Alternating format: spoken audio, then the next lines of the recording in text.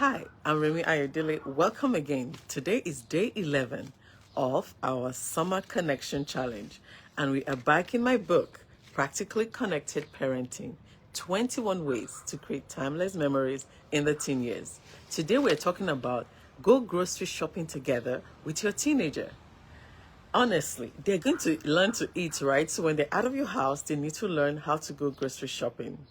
You know, sometimes when I tell my teenagers to come grocery shopping with me, I get I think 3 excuses. Mom, it takes too long.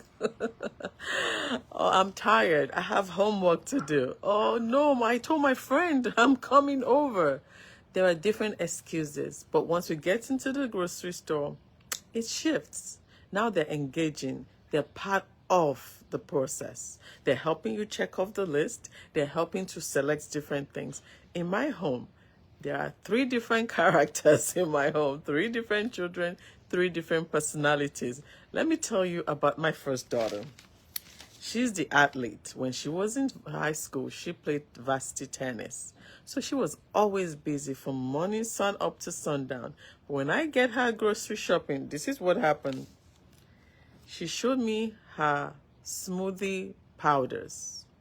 She showed me all the things she puts in her smoothies, the granola bars she eats for her energy. Now, I'm entering into her world. I'm discovering, let me tell you what I'm discovering. I'm discovering why she likes it,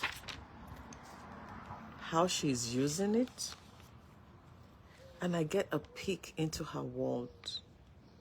So that little trip to the grocery store becomes a listening, a learning, a bonding experience that tells her I'm interested in the identity that she is becoming and evolving into as a teenager. So we're talking about practically connecting. How else are you going to discover your children if you're not in real life spaces with them? I'll tell you about my second daughter. She's the adventurous foodie. When she goes grocery shopping with me, we discover an exotic fruit, a spice we've not tried before. And she's the reason our meals come out with different surprises. And then when it comes to my son, when he goes grocery shopping, he's busy pushing this cart as if he's on a race track. I'm like, son, there are people walking around us. We can't hit anybody in the store. But this is what that teaches me. He is moving fast. He is having fun. We're laughing. We're talking. And guess what? We have our grocery list that we check off. Actually, yesterday I shared about connecting, right? Discovering, what did I say about yesterday? I said grow together, right? Together spiritually. This grocery list was when we went for our annual camping family retreat. And we created our menu, and then we did grocery shopping that went with the menu. So you can talk about being focused and planned. This was like, I found it in my drawer. We still kept it. So being able to have this routine that teaches your children, plan your meal, plan what you're going to buy, so that your monthly budget focuses on what you're eating per time. You see, we're teaching them managing real finances. We're teaching them budgeting. And you know, another thing, when we go this grocery shopping, my son, every time when I ask him to eat, I think I shared that with you the day we talk about cooking together, he always forgets to grab fruit or vegetable. I'm like, son, look at my basket. Look at my basket. I have orange here. Have you eaten an orange today? My daughter likes green apples. This is red apples. Well, lemon, we all use it in our water in the morning. And these ones are peaches. So, and of course, banana goes into the smoothie. So I'm like, did you take anything from this fruit basket today? I'm always reminding him, you have to eat balanced meal for your health, because he likes to play basketball. Like, your muscles need healthy food. So being able to interact like this with our children, we are passing life skills unknowingly. Let me tell you another thing that happens. When these life skills become part of them, it becomes natural to them. So when they're no longer home or they're away in college, they will begin to remember and they will incorporate it into their lives. So when I say go grocery shopping together, you will meet with all the excuses we shared. But if you tell them that being a family means doing this thing together. Now, when they're asking for different foods that it's not on the list, you can explain to them, based on our family budget for this week or this month, that won't come in.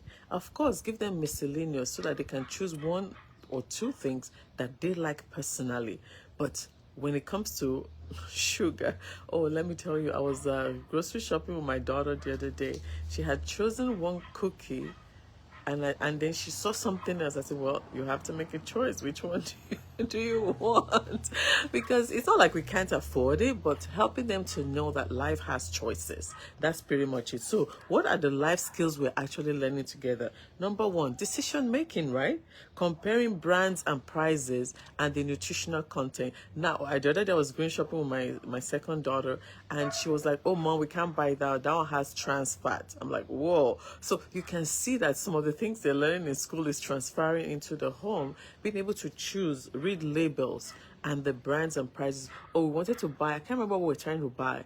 The generic brand from the store was cheaper than this brand name.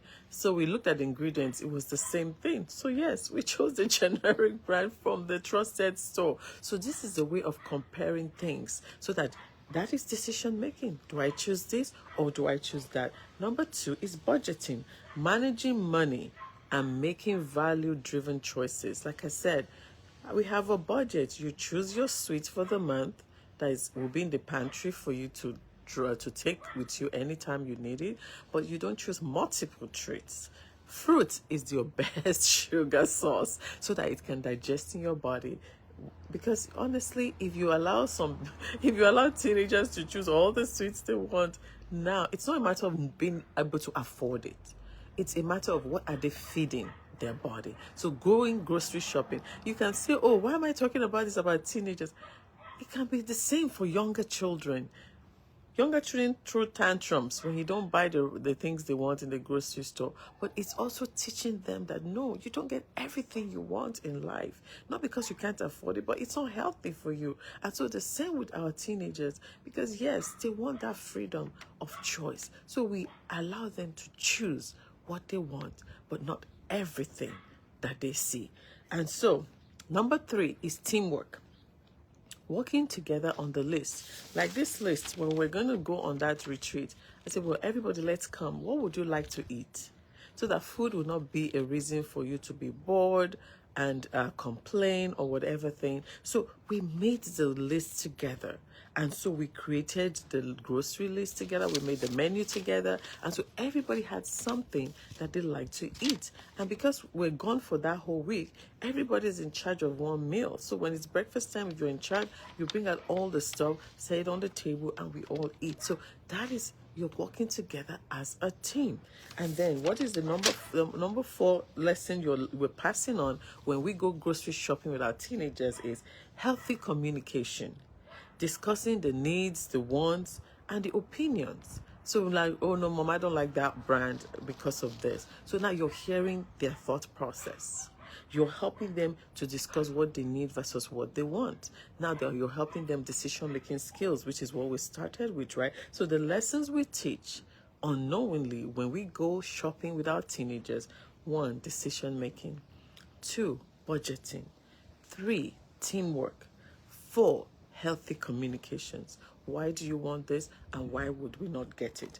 And the other thing is problem solving happens too, because when you find alternative, like I said about generic versus brand names, that is, you're saying like, if this is no longer available, let's switch to this. It doesn't have to be a problem.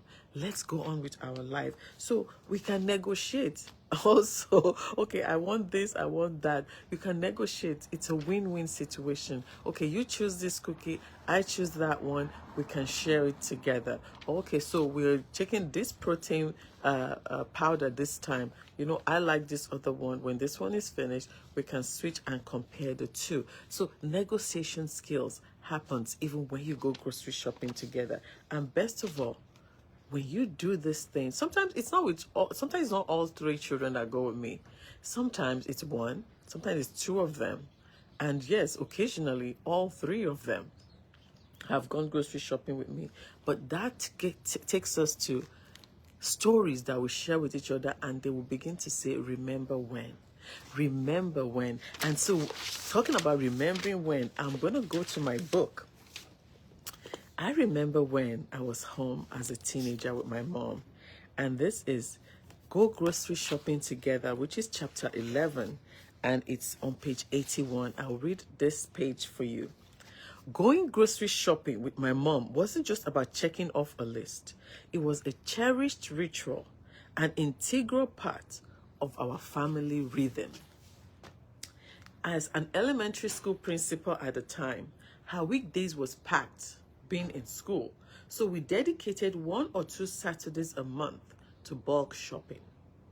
These were not quick errands. They were day-long affairs, brimming with conversations, traditions, and fleeting moments that made everyday life extraordinary. One of the most significant tasks was buying tomatoes and bell peppers in the bulk farmers market. Unlike the neatly packaged produce found in grocery stores today, these things came directly from the farm, dirt and all. Yes. Managing such large quantities at times felt overwhelming, but there was no shortcut. The process was essential and the work ahead was demanding. After hauling in the baskets of produce home, the real challenge commenced. We had to meticulously rinse every single tomato and pepper to remove the sand, ensuring their cleanliness before proceeding to the next step. The hard work wasn't a burden. It was a bonding experience that left me with valuable skills, captivating stories, and a profound appreciation for the simple joy of shared effort. I tell more in this chapter about experience with my mom, and you need to get the book. Amazon.com, Amazon.ca, Amazon.co.uk, Amazon.yourcountry. The beauty of this, that is my remember when. So when we do this grocery shopping with our teenagers, we're giving them the remember when stories. So here's my challenge for you today. Plan a meal together. Pick the ingredients. Find a new fun item to add to your cart. Be present. Ask questions. Laugh freely. I remember when we were going grocery shopping in an Asian store, and my daughter was like, she saw like the legs of chicken bundled in a package. I'm like, yes, growing up in Nigeria. So I'm able to tell stories growing up in Nigeria. And so these are not small, ordinary outings. They are the memories your teenagers will carry with them for life.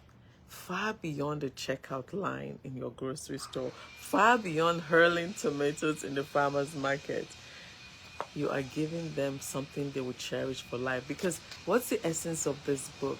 To be practically connected in everyday life. You're busy, but grocery shopping is what you do. So carry them along. You already go grocery shopping, right? So whatever you're already doing, you do it with them so you can build timeless memories in the teen years while they're still home with you. So thank you so much for joining me for day 11. Go grocery shopping together with your teenager. I look forward to seeing you tomorrow. Let me give you a teaser what we're talking about tomorrow.